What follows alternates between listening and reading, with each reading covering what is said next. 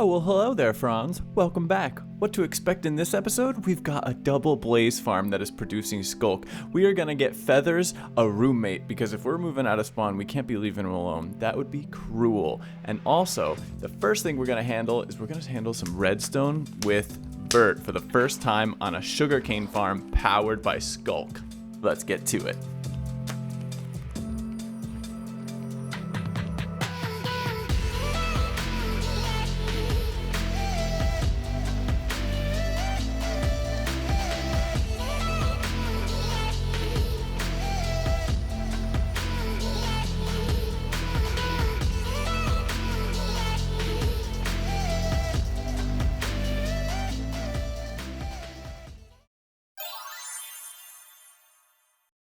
I am a novice at this whole recording, setting up my shots, setting up like the flow of a video and planning all that ahead, and I'm trying to get better, but I also love to play Minecraft. It's like, it is my hobby. If I don't know what I'm doing for the recording, it still doesn't like stop me from playing yet, which is kind of an issue because it means I'm the quintessential did some mining off camera, and that's probably not great, but I'm gonna ask your forgiveness, okay?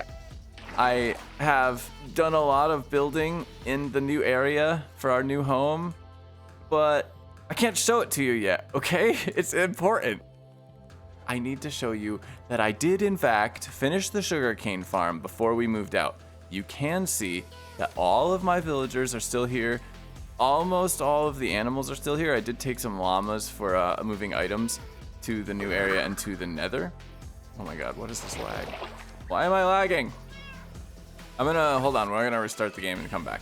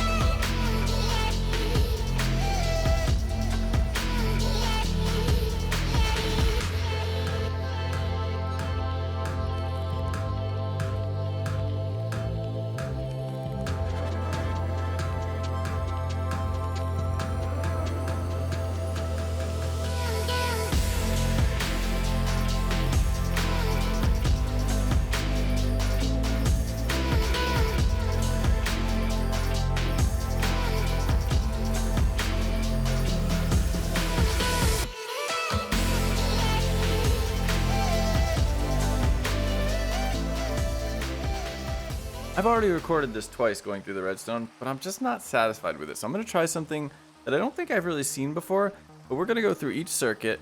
I'm gonna show you the entire thing happening. We go and we stand on this block. Perfect, we're in there. We give it a second because when you trigger a Skulk, you actually cause it to do an internal cooldown between triggers, right? So you need to let it settle. And I just remembered that I don't think this works in the rain, because the Skulk is like constantly set off by the rain. Is that true? It's not true. Okay, thank goodness. We're on top of the Skulk sensor, and the Skulk sensor is set to only put out a signal when, well, it'll try to put out a signal, but the only way that my redstone is picking up the signal is if the signal is a strength of 15, and there are only 3 things that will do that, if I remember correctly. One of them is actually a lightning strike, so you could use a channeling trident to set this off. One is an explosion, and one is a goat horn. So let's see that. Goat horn, we get a trigger. So we just have a wire going down here. Now this wire is running into 2 different things. You'll see the whole thing working flawlessly. And I just realized this isn't the safest place to stand. We're down right under the sugarcane farm now. The minecart just came back. We already saw that this is the line that comes right out of the Skulk. It runs down and it runs into a block here, which powers a piston. Now you can't see the piston, it's completely covered up, but this block here gets pushed in front of this observer, and this observer pushes another piston to move this soul sand block. And a soul sand elevator can be detected instantaneously in an upwards fashion. So all of these observers are detecting the piston moving that soul sand block. Okay, I now realize that maybe this is more confusing, but we're just gonna push forward, okay? This farm picks up the signals through observers reading the water. The water turns either into a bubble column or away from a bubble column, and it runs along here. For this layer, it's just running this redstone wire behind pistons, and the pistons get powered by quasi-connectivity. From behind, they break the sugarcane in front of them, it gets knocked down, it falls into the water and down below into collection. And then this top layer also we saw in the start spot, which I think is right here, that there is 2 observers here. So that observer is reading up, this observer is reading that observer, and then that is powering this line that is also powering the pistons through quasi-connectivity. And same thing happens, okay? So that's that line right here. Now, normally when you get a pulse, you would get this piston to go forward and back, which would actually be a double pulse. And I didn't want to do that. It doesn't matter. It could be a double pulse if you really wanted to. It would just fire the pistons up here multiple times. But instead, we have what's called a rising edge monostable circuit. So underneath this sand block is a piston that will push up. The sand block moves up, and the pulse goes through. I realized how hidden that circuit was, and I figured I might as well just show you. I'm sure many of you have already seen this, but I know I have a lot of friends that don't really do redstone yet, and so I figured I'd give it a shot trying to show you this. It's not that hard, and we'll break it down really quick. So this is the rising edge monostable circuit that we were looking at. When the pulse comes in, so see how this pulse stays, but the light doesn't stay on? It only takes the initial pulse because this is powering this piston through QC. So because it's above and next to, it powers this. The sand goes up, which means that the dust can no longer go through into this repeater. So it only takes that first initial pulse. And the same thing is true if we just turn it on. And this is the broke way of doing it. You can do it with a sand block and a regular piston if you don't have any sticky pistons. But of course, if you do have sticky pistons, you can do the same exact thing, where you can now use another kelp block, which is always a plus, let's be real. There you go. That is what was powering the soul sand elevator. We covered this line, it goes in and it runs the entire sugarcane farm, and this side runs the collection. So over here we want a delay. That's all these repeaters are doing, is they're just creating a delay so that this dispenser gets fired after all the sugarcane has already fallen down to the bottom of the farm. And it's sitting on top of mud, which means that a hopper or a hopper minecart can reach it. So I could have just used hoppers, but I didn't want the collection to be here. And if I used hoppers, I would have had to just dropper it back out or whatever. And with the new hopper minecart mechanisms where you can dispense a hopper minecart, I decided let's pop it in a dispenser and we'll send it around. And it's not a perfect collection system. You can see there is some sugarcane here. It doesn't actually run under this block because of the redstone underneath. I could have it all go to a central like single spot, and maybe in the end we'll end up doing that at some point, where it like all flows into like over here or something, and the hopper minecart grabs it and sends it like maybe into a more mega structure that goes this way. Because eventually I'd love Spawn to be an absolutely huge mega jungle temple thing, but that's a later thing. We'd already have another sugarcane farm somewhere else, let's be real. This is actually a falling edge monostable circuit where when these repeaters turn on at the same time, this repeater gets locked, and then when the pulse falls off and like dies off, this when the redstone is turning off, this repeater unlocks long enough where the pulse is still going through, and it goes through as the pulse on this side ends. So if you had like a pulse extender over here, which is what I had in the beginning, which is why this circuit is still there. It's not necessary, but it's actually a really neat compact circuit, and it's just repeaters going into a block and locking the repeater at the same exact time. And so that sends a pulse into the dispenser. And the hopper minecart goes around, picks up its sugarcane, whatever it can get. It follows its rail. This is actually really hard to fly with. And it brings us up here. Now this is actually kind of weird redstone because I wanted to challenge myself to make it pretty compact, and I might have been able to pull off like making it a block higher even, and this is definitely overkill. I was kind of spent at this point with this logic, so don't mind that. But this part, let's go over it piece by piece. So that detector rail, completely erroneous, could just be a regular rail. I just never replaced it because I couldn't get it to work over there. Okay, so ignore that one. And then this detector rail is actually, as the minecart goes over, it powers, its presence on the detector rail powers the detector rail and powers this piston with quasi-connectivity. Now, this piston pushes the wool block and the slime block into position here. It doesn't pull any other blocks with this glazed terracotta. And the reason why this is happening is because this rail, I wanted a rail that it would go in on, stay, and then when it came out, it would go a different direction. And there's not really enough room to do toggleable rails. So what I did was I made it so that when it goes by, it pushes this forward and it blocks the minecart from going to the right, because basically rails are directional, and in this case the minecart would have gone to the right just naturally, and I needed a block there in order for it to go left. So this was my solution, and there are other solutions obviously, but this one I wanted to use detector rails because I haven't really ever used them, honestly, like except for a very few things, mostly drop-off circuits. This is kind of neat to mess with, actually. Now the next one, this detector rail, is also doing something. This one is powering this line over here, which powers a pulse into a pulse extender. It's actually way longer than it needs to be. This is sort of spaghetti stone at this point, but it runs into here. It powers this block.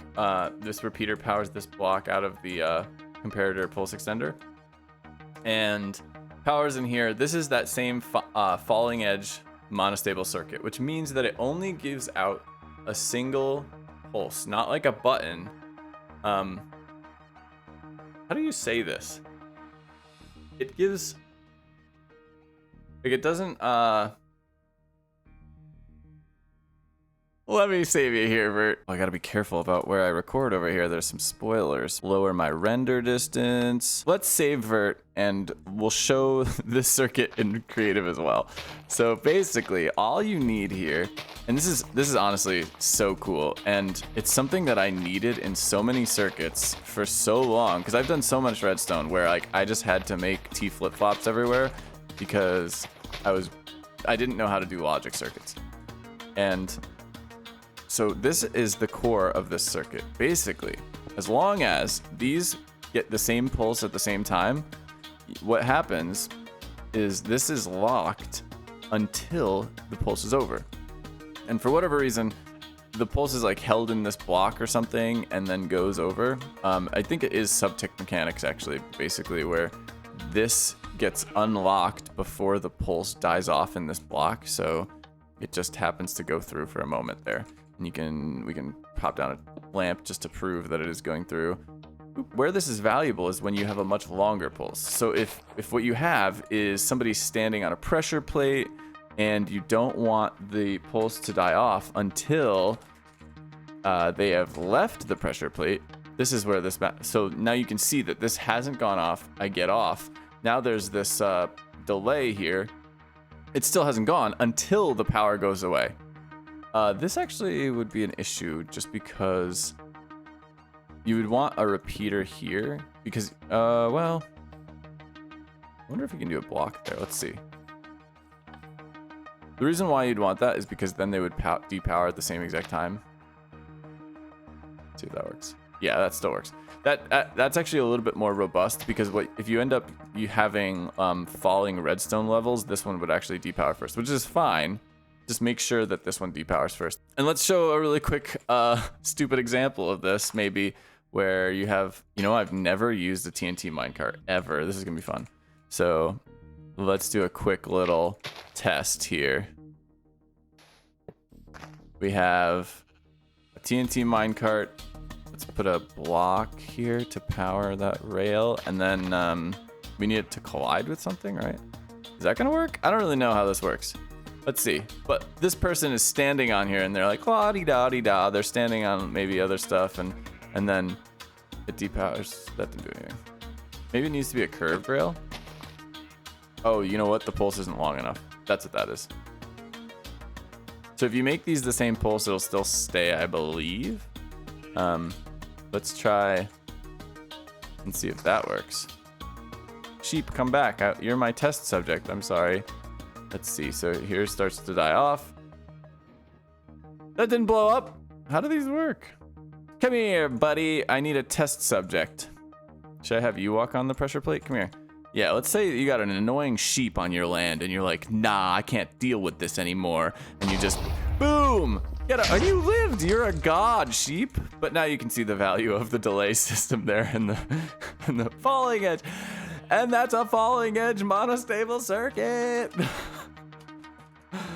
So this falling edge monostable circuit. So this falling edge monostable circuit runs into, it allows this circuit to be powered for a long time to have this extended pulse without depowering this torch at first. So basically this whole thing is powered up, right? But this repeater is locked for the entire time that that pulse is going until the pulse dies off. And then the repeater powers finally at the end. And it depowers this torch, which powers this torch, which powers the powered rail where the minecart is sitting on top of a hopper minecart over 2 hoppers so that it can empty itself really quickly. And then the second that this torch powers, this rail powers, it sends it off to this hole that is now open because this has pulled back, and it drops back down and runs its course back into the this place, the dispenser. And it goes back into the dispenser, or it breaks on the cactus because this is a terrible circuit and you shouldn't use it, and there are better ways of doing this. But that's that. So that is the sugarcane farm, and I'm actually really happy with a lot of the stuff that went into it. My ability to do redstone is kind of limited because my logic circuits are very weak, and I definitely learned a few here, which was really fun. So I hope that was helpful. It felt like it came out of me more naturally than all of the other examples I did. So, let me know if that worked for you. If you learned something, give me a comment down below and say like, hey, Coach Virt coming through. I'm actually a trainer in real life. I do try and get good at like explaining concepts. If that helped, let me know. If it was terrible, also definitely let me know. I won't do it again if it did not help. What do you think? We've got a Skulk powered sugarcane farm in, let me say that again. We've got a Skulk powered sugarcane farm in spawn. Let's go! I mean, that's the gist here at spawn. We've got the tower finished. I actually think there's, well, okay. I found out in the intro, which you already seen, that I forgot this copper. I think I actually knew that earlier on too, but I forgot. And then I want to make an edge here around the bottom of the roof because it looks to me like it's kind of blended in together. Let's see if I can, I don't know what the minimum here is, but let's see if I can do this. Yeah, we'll get kind of far away, hopefully. All right. So you can see from out here that it kind of blends a bit too much. I like the blend, but I want there to be a break there of some kind. And maybe even a break here. I'm not sure, but we'll play around with that. I might even like take a schematic and mess with it because I did all of this in survival and it just needs to be a little bit polished for my eyes. Don't get me wrong, I love this build. Oh, you know what we can do right now, actually? I have the blocks to finish this side. We can't really, can you see it? That there's no gold on this side? Yeah, you can see. I have the raw gold now, so we gotta fill that in. But it's in the other home, so we gotta do some traveling to get there. And I can't let you see that, I'm sorry, because it would be spoilers for the next episode, so you'll have to stay tuned if you wanna see that. All right, Franz, I mean, with that covered, there's nothing left here for us. It's time for us to step into the Nether. We have one more stop to make, and it's the double blaze farm. And once, oh, I'm so sorry. Eat this. Oh my God. What was I saying? I've made this clip like 3 times and I finally injured someone. We're going to the blaze farm. That's it, okay? No more messing about.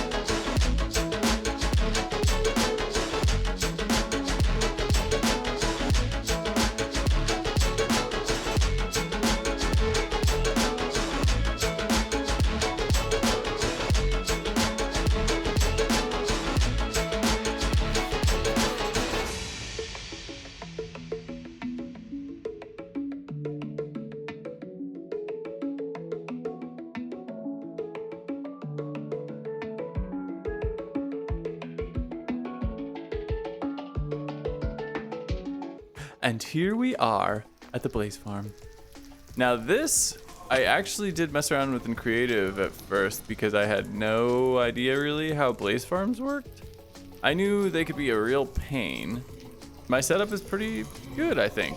I can swap out a block, so this grass block here that the armor stand sits on, I can swap it out with a catalyst and just spread Skulk, which is what I want to do, but then it's also like kind of pointless, I realized, because when you do that, you don't get any XP.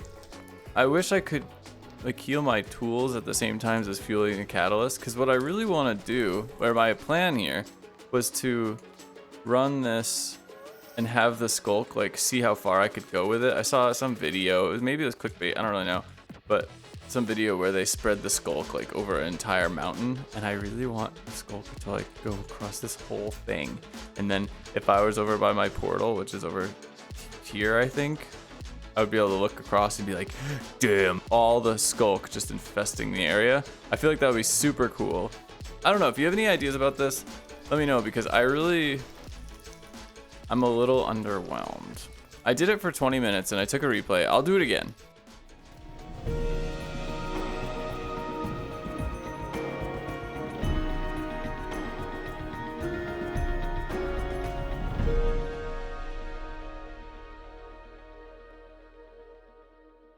I gotta admit it, okay, on that last clip, I really tried everything I could. Sunk cost fallacy, it bit me real hard on this. Look at how insane this is now. And I've done it again. I've tried running this a second time in this setup, and it just doesn't go where, it doesn't go anywhere. This is all Skulk I placed. It went down once. It looks cool, and I would love for this to happen more. And it went over here once, and it bit into the wall finally. But I think the only way to do this is to use the ilmango method of really completely restricting all of the options that the Skulk has, or the Skulk charge has to travel. Basically, I'd have to turn on the farm, spread it to where I wanted, and then move that chain again to somewhere else. Which is fine, but it's unfortunate. I will probably do that at some point. Maybe we'll do it on stream, we'll figure it out or something. But I don't know, that's a lot for a farm that like is really just a starter farm. We already have enough blaze rods for an eternity. But we have an XP farm, and this is where I can heal all my tools and where I can try and try again to spread blaze.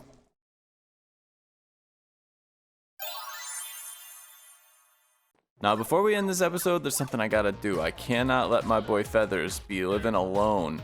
And next episode, you know we're not gonna be living here anymore. We're gonna be elsewhere. And I can't leave him. I can't just have my boy hanging out there in his cage all by himself while we don't even live and spawn anymore. We gotta go find us a parrot. A parrot friend for Feathers. I have a bunch over there, but they don't count. We need a new one. Feathers is talking trash about them. He likes wild birds. I don't know what that means.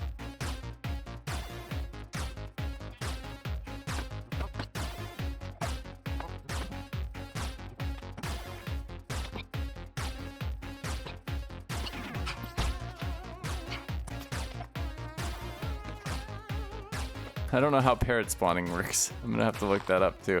I don't know if it's like shared passive mob cap. I don't know what they spawn on either. I feel like it might be leaves, or maybe they need leaves around or something. Are you? Hey, you're a parrot. You're the one, bud. Do you follow seeds? Like if I don't tame you, do you follow seeds? Wait, can I lead you? Yes. Yes. So if I name you, but I don't tame you, you'll stay wild. You'll be able to fly around with Feathers. And that, I think, is what he was wanting. A friend that wasn't quite as flightless as he is. Let's get you home safe. What's your name? Maybe Beaky? How do you feel about Beaky? We got Beaky. Beaker. Wait, alright, let's go with Beaker, fine. I just did that by accident. You are now Beaker. Me. Come on, bud. Hey feathers, heard you were a wild one. Ooh, ooh, if it took your home, it'd be a home run. Show feathers how you do. Feathers wanna shut down the cage with you. Hey feathers, heard you were a wild one, wild one, wild one. Ooh, ooh. I like crazy, foolish, stupid, Beaker going wild, beak pumping. Oh, Beaker and feathers. No, don't do that. You're gonna make me feel bad. Maybe I should put glass there so you don't think you can get out. I can't really get rid of it while you're flying there. So if you could chill, that'd be great. Beaker, give feathers a hug. Stop it! What if I go like that? Will that deter you? Yeah, it will. Yeah, now you think you can go up. Perfect! Beaker and feathers. The happiest of happy. You're supposed to be happy. No. Yeah, there we go. Perfect. Now I know you're happy. No, stop it. Wow, I'm getting so good at Minecraft. Well, that's it for this episode. Next time, we'll be moving out. We'll be heading into the jungle, into the birch forest, into the river, I just placed that somewhere, I think. Oops. We'll be happy, merry, and we'll be starting the menagerie. So take a moment, hit the like button if you're still here, subscribe, help out the channel, leave me a comment down below, let me know what you think. Did you learn something? Did you love the singing? We're a team, and I need your help. Thanks everybody, until next time.